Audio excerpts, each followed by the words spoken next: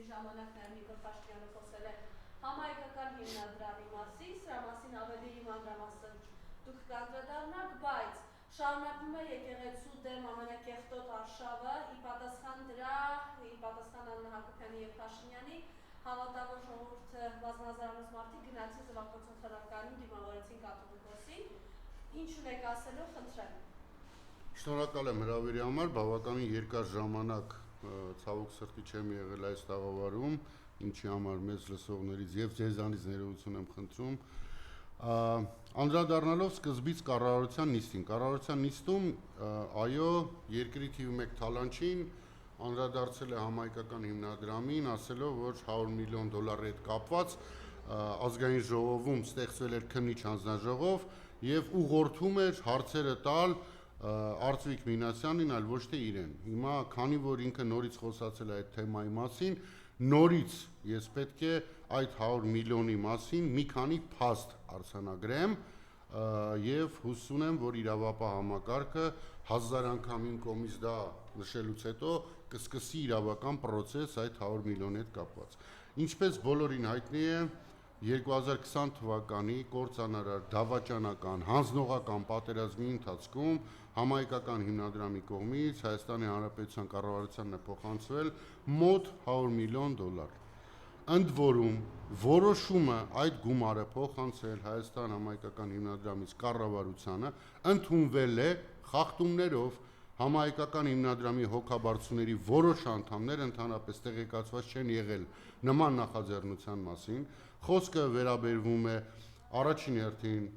այդ ժամանակ համահայկական հիմնադրամի հոգաբարձուների խորհրդի անդամ Հայաստանի Հանրապետության երկրորդ եւ Արցախի Հանրապետության առաջին նախագահ Ռոբերտ Քոչարյանին, ինչպես նաեւ համահայկական հիմնադրամի հոգաբարձուների խորհրդի փոխնախագահ, ցավոք սրտի այս պահին գերության մեջ գտնվող Արկադի Ղուկասյանի մասին։ Կոնկրետ այդ երկուսի դեպքով ես գիտեմ, որ համահայկական հիմնադրամի գործադիր վարչությունը իրենց ընդհանրապես տեղյակ չի պահել նման որոշման մասին, այսինքն իրենցից կարծիք չեն հարցրել, ինչը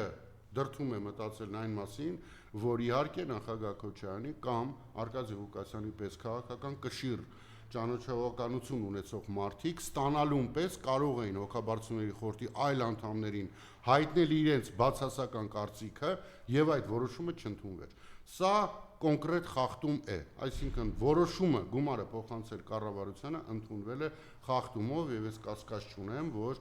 ապագա իշխանությունները բացահայտելու են ոչ միայն այս դրվագը, այլ նաեւ թե ուր է գնացել այդ 100 միլիոնը։ Շարունակելով թեման ասեմ, որ այդ 100 միլիոնը տարբեր տրանշերով համահայկական հիմնադրամի կողմից փոխանցվել է Գանձապետարանի հատուկ հաշվեհամարին, որը հատուկ է նրանով, որ այն նվիրատվությունների համար է եւ ամբողջությամբ վերահսկվող է։ Սա ընդհանուր բյուջեի, որ պարզ լեզվով ասած հաշիվ չէ, այլ հատուկ առանձնացված հաշիվ է։ Եվ երբ որ ազգային ժողովում քննիչ հանձնաժողովը ուսումնասիրում էր այդ հաշիվը, ֆինանսների նախարարությունը հրաժարվել է տրամադրել, թե այդ հաշվի վրա նստած գումարը կոնկրետ ուր է գնացել։ Մինչ այսօր չկա այդ տեղեկությունը, որ այդ փողը հիմնադրամից եկել նստել է այդ կոնկրետ առանձնացված հաշվի համարին, դրանից հետո այդ փողը ուր է գնացել։ Դրա փոխարեն կառավարությունը տվել է ինչ որ հաշվետվություն, որը ոչ մի կերպ կապված չէ հիմնադրամից փոխանցած գումարների հետ, օդում հաշվետվությունն է Հայաստանի Հանրապետության բյուջեով իրականացված ծախսերի։ Դրա համար երբ որ գլխավոր գողավազակը, գլխավոր դավաճանը խոսում է նրա մասին, որ որևէ խնդիր չկա այդ 100 միլիոնի հետ, նա լկտիաբար խաբում է։ Այդ գումարը մեծ հավանականությամբ գողացված է, լափված է, իր բառերով ասեմ, եւ մյուս իշխանության օրոք միանշանակորեն ամեն ինչ ուսումնասիրվելու է եւ այդ գումարները բերվելու են ետ դեպի համահայկական հիմնադրամ։ Սա ինչ վերաբերվում է այդ մասին։ Կառավարության նիստի ընթացքում նաեւ մի ուշագրավ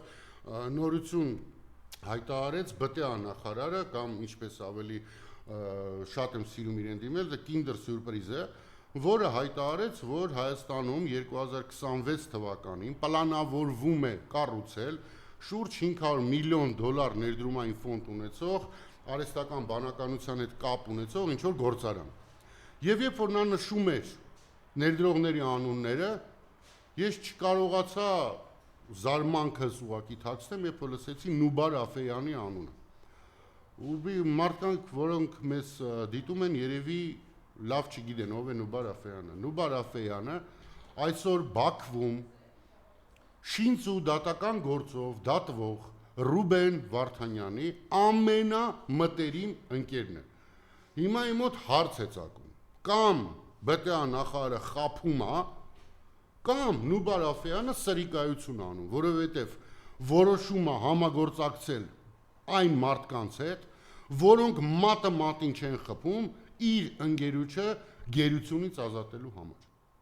Երկու դեպքում էլ խայտառակ բան է, երկու դեպքում էլ։ Չնայած չեմ բացառում, որ այս գործարանը եւ Աչափնյակի մետրոն մոտավորապես նույն պրոյեկտերն են։ Երկուսի մասին խոսալու են, ոչ շիմանը չեն անելու։ Սա ինչ վերաբերվում է այսօրվա կառավարության